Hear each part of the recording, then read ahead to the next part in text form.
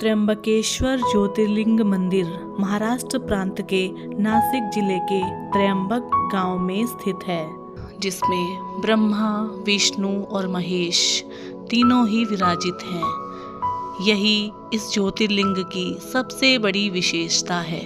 अन्य सभी ज्योतिर्लिंगों में केवल भगवान शिव ही विराजित हैं। त्र्यंबकेश्वर ज्योतिर्लिंग से एक पौराणिक कथा जुड़ी है कि एक बार महर्षि गौतम के तपोवन में रहने वाले ब्राह्मण की पत्नियां किसी बात को लेकर महर्षि गौतम की पत्नी अहिल्या से नाराज हो गईं। ऐसे में महर्षि गौतम का अपमान करने के लिए ब्राह्मणों ने भगवान गणेश की कठोर तपस्या की। ब्राह्मणों की तपस्या से प्रसन्न होकर भगवान गणेश ने उन्हें दर्शन दिए और वर मांगने के लिए कहा। इस पर ब्राह्मणों ने महर्षि गौतम को तपोवन से बाहर निकालने के लिए कहा। भगवान गणेश ने ब्राह्मणों को ऐसा ना करने के लिए समझाया, लेकिन वह नहीं माने। आखिर में भगवान गणेश को उनकी बात माननी पड़ी। विवश होकर भगवान गणेश ने एक दुर्बल गाय का रूप धारण किया और महर्षि गौतम के खेत में फसल खाने लगे। यह देख महर्षि गौतम ने जैसे ही गाय को भगाने के लिए उसे तिनके से धीरे से मारा, वह गाय मर गई।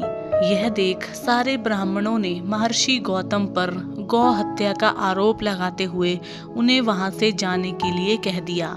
इस पर महर्षि गौतम ने उनसे प्रायश्चित करने का उपाय पूछा। ब्राह्मणों ने महर्षि गौतम से कहा कि तुम 3 बार पृथ्वी की परिक्रमा, 1 महीने तक व्रत और ब्रह्मगिरि की 100 परिक्रमा करो तो ही तुम्हारी शुद्धि होगी। यदि यह न कर सको तो गंगा जी को यहाँ लाओ और उनके जल से स्नान करके 1 करोड़ पार्थिव शिवलिंग की पूजा करो। इसके बाद वापस गंगा में स्नान करके फिर 100 घड़ों से पार्थिव शिवलिंग का अभिषेक करो। ब्राह्मणों के बताए अनुसार महर्षि गौतम ने कठोर तपस्या की। महर्षि गौतम की तपस्या से खुश होकर भगवान शिव ने उन्हें दर्शन देते हुए ब्राह्मणों द्वारा किए गए छल के बारे में बताया और उन्हें दंड देने की बात कही।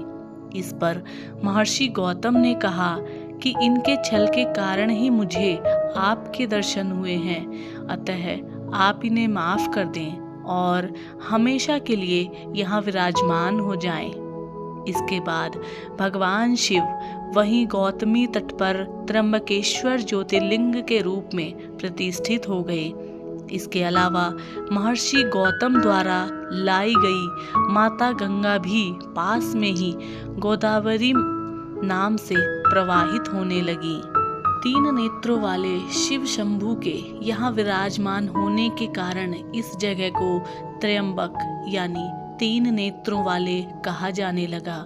उज्जैन और ओमकारेश्वर की तरह त्र्यंबकेश्वर महाराज को इस गांव का राजा माना जाता है। इसलिए हर सोमवार को त्र्यंबकेश्वर के राजा अपनी प्रजा का हाल जानने के लिए नगर भ्रमण के लिए निकलते हैं। इस भ्रमण के समय त्र्यंबकेश्वर महाराज के पंचमुखी सोने के मुखौटे की पालकी में बैठाकर गांव में घुमाया जाता है। फिर कुशावर्त तीर्थ स्थित घाट पर स्नान कराया जाता है। इसके बाद मुखौटे को वापस मंदिर में लाकर हीरे जड़ित स्वर्ण मुकुट पहनाया जाता है। यह पूरा दृश्य त्र्यंबक महाराज के राज्याभिषेक सा महसूस होता है। इस यात्रा को देखना बेहद अलौकिक अनुभव है। कुशावर्त तीर्थ की जन्म कथा काफी रोचक है। कहते हैं ब्रह्मगिरि पर्वत से गोदावरी नदी बार बार लुप्त हो जाती थी। गोदावरी के पलायन को रोकने के लिए गौतम ऋषि ने एक कुशा की मदद लेकर गोदावरी को बंधन में बांध दिया।